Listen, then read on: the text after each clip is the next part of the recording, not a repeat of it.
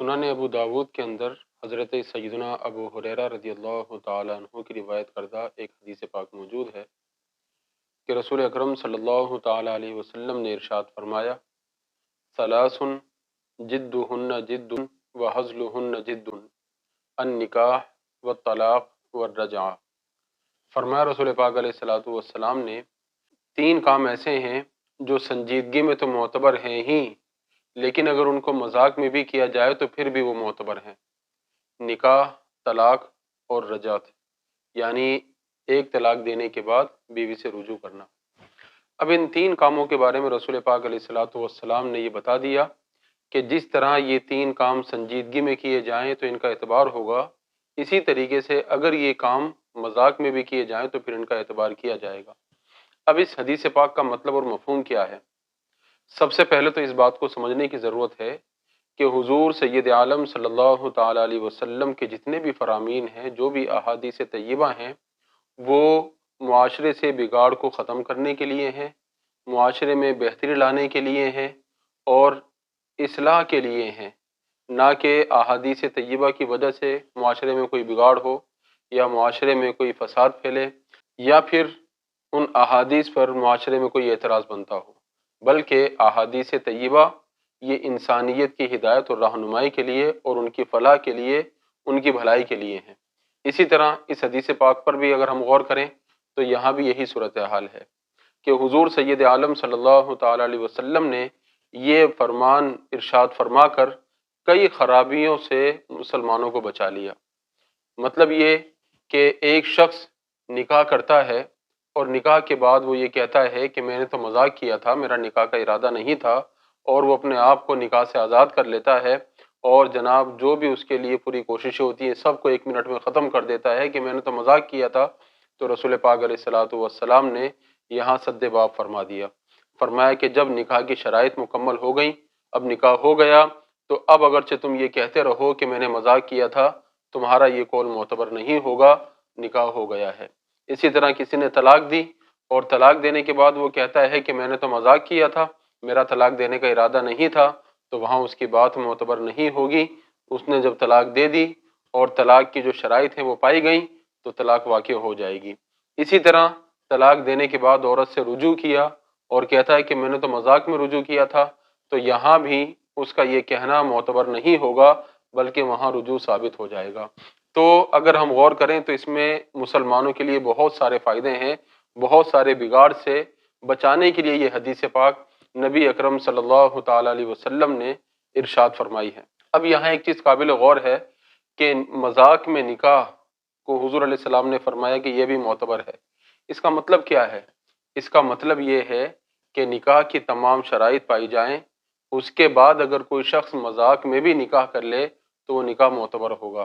نکاح کی شرائط مطلب دولہا اور دلہن ان کے نام ٹھیک لیے جائیں، ان کی ولدیت بالکل ٹھیک لی جائے، جو ان کے اصل نام ہے، جو ان کی اصل ولدیت ہے اس سے ان کو پکارا جائے اور وہ معین ہوں، خاص ہوں۔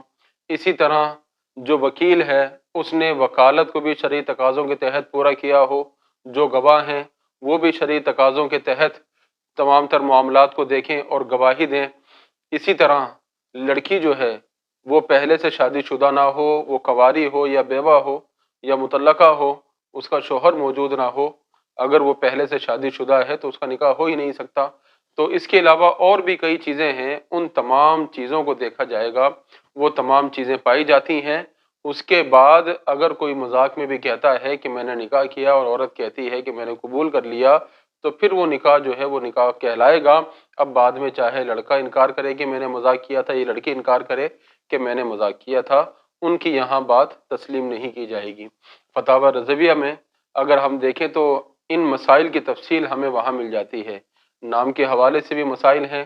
امام اہل سنت فاضل بریلی علیہ الرحمہ کے بارگاہ میں مسئلہ آیا، ایک عورت کے والد کا نام غلط لے لیا تو نکاح کا کیا حکم ہے؟ آپ نے وہاں پوری تفصیل بیان کی کہ عورت اگر وہاں موجود نہیں ہے، اس کے والد کا نام غلط لیا ہے، کسی اور کا نام لے دیا، تو اس صورت میں نکاح نہیں ہوتا۔ اور پھر اسی طرح وکالت کے معاملات میں بڑی تفصیل سے امام اہل سنت نے بیان کیا ہے۔ آج کے دور میں ایک مسئلہ بہت زیادہ زیر بحث ہے کہ ڈراموں میں جو نکاح ہوتا ہے اس کا کیا حکم ہے؟ تو تو یہاں یہ تمام چیزیں دیکھنے کی ضرورت ہے۔ پہلی چیز یہ کہ ڈراموں میں جو نام ہوتے ہیں وہ فرضی ہوتے ہیں، وہ اصلی نام نہیں ہوتے، تو اس پر بھی گفتگو کی جا سکتی ہے، آیا ان ناموں کا اعتبار ہوگا یا نہیں ہوگا۔ اسی طرح نکاح میں وکالت ہوتی ہے کہ وکیل بنایا جاتا ہے، چاہے وہ مرد کی طرف سے ہو یا عورت کی طرف سے ہو۔ ڈراموں میں ایسا نہیں ہوتا، نہ عورت کسی کو اپنا وکیل بناتی ہے، نہ مرد کسی کو وکیل بناتا ہے، بلکہ وہ جو قاضی بن کے بیٹھا ہوتا ہے وہ خود ہی اپنے طور پہ دونوں سے ایجاب و قبول کرا رہا ہوتا ہے۔ ایسے نکاح کو زیادہ سے زیادہ بھی اگر صحیح قرار دیا جائے تو نکاح فضولی ہوتا ہے، جو مرد و عورت کی مرضی پر موقوف ہوتا ہے، وہ انکار کر دیں تو نکاح ختم ہو جاتا ہے۔ تو وکالت کا مسئلہ یہاں ایک الگ زیر بحث ہوتا ہے۔ پھر ایجاب و قبول ایک ہی مجلس میں ہو، مجلس الگ الگ نہ ہو کہ آج جناب ایجاب ہو گیا، اب اگلے دن جا کے یا اس کے بعد اس مجلس سے کھڑے ہو گئے، اس کے بعد جا کے قبول کیا، تو یہ بھی معتبر نہیں ہے۔ اور لوگ جانتے ہی ہیں کہ جو ڈرامے وغیرہ بنتے ہیں اس میں ایک ایک سین کو ریکارڈ کرنے کے لیے کئی کئی مرتبہ ریہرسل کرنی پڑتی ہے، اور ایک ایک سین کئی کئی گھنٹوں میں بعض اوقات جو ہے وہ تیار ہوتا ہے۔ تو وہاں پھر یہ ایک مجلس میں وہ سین تیار ہوا کہ نہیں ہوا، یہ چیز بھی دیکھی جاتی ہے۔ اسی طرح سب سے بڑی چیز کہ جس ڈرامے کے اندر جس عورت سے نکاح پڑھایا گیا وہ پہلے سے شادی شدہ ہے یا نہیں، اس کا شوہر موجود ہے یا نہیں۔ اگر اس کا شوہر موجود ہے تو اس کا تو نکاح بنتا ہی نہیں ہے، چاہے وہ مذاق میں نکاح ہو یا سنجیدگی کے ساتھ نکاح ہو۔ اگر سنجیدگی سے بھی کوئی نکاح کرے شادی شدہ عورت سے، وہ نکاح حرام ہوتا ہے، تو پھر مذاق میں تو بدرجہ اولیٰ وہ نکاح ہوگا ہی نہیں۔ تو لہٰذا جب بھی ہم کسی حدیث پاک کو پڑھیں تو اس کو سمجھنے کے لیے علماء کی کتابوں کی طرف رجوع کریں کہ علماء نے ان احادیث کی تشریح کیا بیان کی ہے۔ جب ان تشریحات کو ہم پڑھیں گے تو پھر مسائل ہماری سمجھ میں آ جائیں گے۔ کچھ لوگوں نے یہ کہنا شروع کر دیا کہ جناب مذاق میں بھی نکاح ہو جاتا ہے، اور ان دوسرے لوازمات کی طرف توجہ نہیں کی، جس سے پھر معاملات بگڑے۔ معاملات ایسے بگڑے کہ کچھ لوگوں نے، جو بالخصوص دشمنان دین نے، دشمنان اسلام نے، احادیث پر اعتراض کرنا شروع کر دیا، اسلام پر اعتراض کرنا شروع کر دیا۔ کیوں؟ کہ اس میں ہوا یہ کہ چند احباب نے کتابوں کو پڑھے بغیر، علماء سے رجوع کیے بغیر، اپنی مرضی سے احادیث کو سمجھ کر جب ان کی تشریح کی تو لوگوں کو اعتراض کرنے کا موقع ملا۔ تو لہٰذا نکاح چاہے سنجیدگی میں ہو یا چاہے مذاق میں ہو، اس کی تمام شرائط کا پورا ہونا یہ ضروری ہے، جس کی چند مثالیں میں نے آپ کے سامنے پیش کی ہیں۔ اگر یہ شرائط پوری نہیں ہوں گی تو اگر سنجیدگی سے بھی نکاح کیا جائے تو وہ بھی نہیں ہوگا۔ مذاق کا نکاح تو ایک الگ بات ہے، مذاق کا نکاح ہو یا سنجیدگی کا نکاح ہو، یہ تمام شرائط کا پورا ہونا ضروری ہے۔ وکالت کو دیکھا جائے گا، گواہوں کو دیکھا جائے گا، نام کو دیکھا جائے گا، مجلس کو دیکھا جائے گا، اور یہ دیکھا جائے گا کہ دونوں پہلے سے شادی شدہ ہیں یا کنوارے ہیں۔ اس کے علاوہ اور کئی چیزیں ہیں، ان تمام چیزوں کو دیکھا جائے گا۔ اس کے بعد پھر حکم لگایا جائے گا کہ نکاح ہوا کہ نہیں ہوا۔ مطلقاً طور پر یہ نہیں کہا جا سکتا کہ مذاق میں جو نکاح کر دیا گیا تو وہ نکاح منعقد ہو گیا، ایسا کہنا یہ غلط ہو جائے گا۔ تو اس طرف توجہ کرنے کی ضرورت ہے۔ تو جو بھی احباب سوشل میڈیا پر ہوتے ہیں یا چینلز پر بیٹھتے ہیں، ان سے یہ گزارش ہے کہ خدارہ کسی بھی آیت کی تفسیر بیان کرنے سے پہلے، کسی بھی حدیث کی تشریح بیان کرنے سے پہلے علماء کی طرف رجوع کریں۔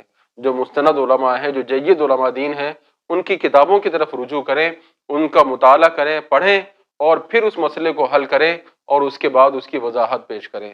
اگر آپ کے پاس کوئی ایسا مسئلہ آ بھی جائے کہ جس کے بارے میں آپ کو علم نہیں ہے، تو آپ اس وقت اتنا کہہ دیں کہ آج مجھے اس کے بارے میں معلوم نہیں ہے، یا ابھی میں نہیں جانتا، کل اس پر گفتگو کروں گا، یا ایک آدھ دن میں اس پر میں گفتگو کر سکتا ہوں، ابھی میں اس پر کچھ گفتگو نہیں کر سکتا۔